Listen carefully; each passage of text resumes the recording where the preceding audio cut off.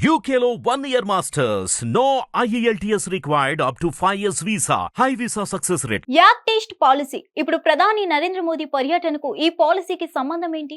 ఇప్పుడు ఆ చర్చ ఎందుకు వచ్చింది? అవును, దానికి మోదీకి లింక్ ఉంది. అదేంటంటే మోదీ విదేశీ పర్యటన ప్లాన్ లో ఉన్నారు. మొదట బ్రూనై, ఆ తర్వాత సింగపూర్ లో పర్యటిస్తారు.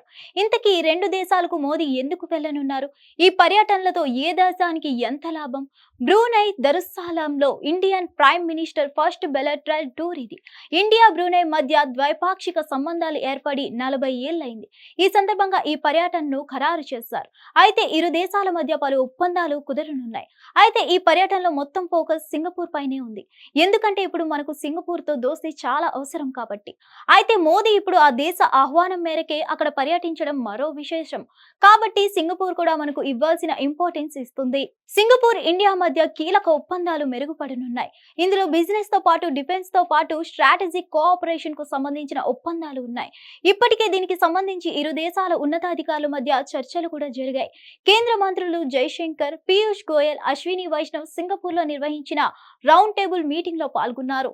ఒక్క మాటలో చెప్పాలంటే ఏమేమి ఒప్పందాలు చేసుకోవాలి, ఏ అంశాలపై చర్చలు జరగాలి అనేది ఇప్పటికే అయిపోయింది. ఇప్పుడు జస్ట్ అఫీషియల్ గా సైన్ చేస్తారంతే.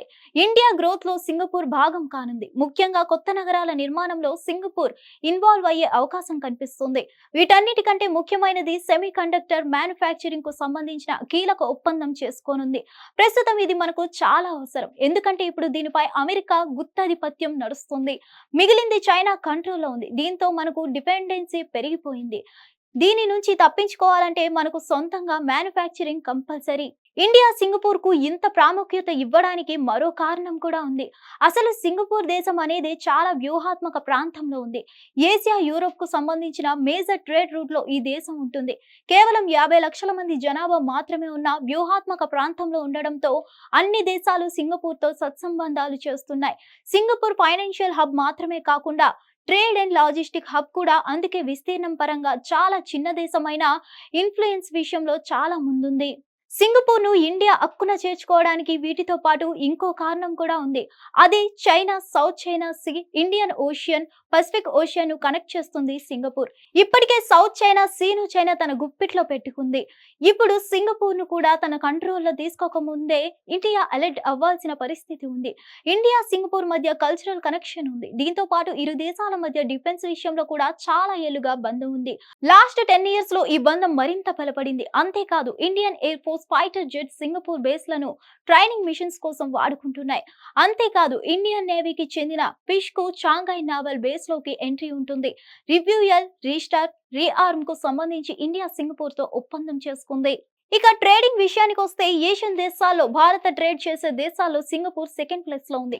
ఇరు దేశాల మధ్య $30 బిలియన్ వర్తకం జరుగుతుంది. సింగపూర్ ఇన్వెస్టర్లు కూడా ఇండియాలో భారీగానే పెట్టుబడులు పెట్టారు. సింగపూర్ మనకు ఇంత అనుకూలంగా ఉండడానికి కూడా కారణాలు ఉన్నాయి. 1965లో సింగపూర్ కు స్వాతంత్రం వచ్చిన తర్వాత చైనా, ఇండోనేషియా, మలేషియా పెత్తనం నుంచి కాపాడుకోవడానికి ఇండియా సహకరించింది. అందుకే సింగపూర్ కూడా భారత్ విషయంలో ఎప్పుడు సానుకూలంగానే ఉంటూ వస్తుంది. ఓ రకంగా చైనా ఇండైరెక్ట్ బెదిరింపులు కూడా ఈ దేశాలను మనకు దగ్గర చేస్తున్నాయి. ఈసారి మోదీ పర్యటనలో కూడా ఈ రెండు దేశాలతో చాలా కీలక ఒప్పందాలు జరగనున్నాయి. మరిన్ని అప్డేట్స్ కోసం stay tune to hit TV. Hit TV app ని డౌన్లోడ్ చేసుకోండి. ఇందులో short news, live news, entertainment movies అన్ని అవైలబుల్ గా ఉన్నాయి. Please download Hit TV app. Hit TV app. Hit TV యాప్ని ఫ్రీగా డౌన్లోడ్ చేసుకోండి.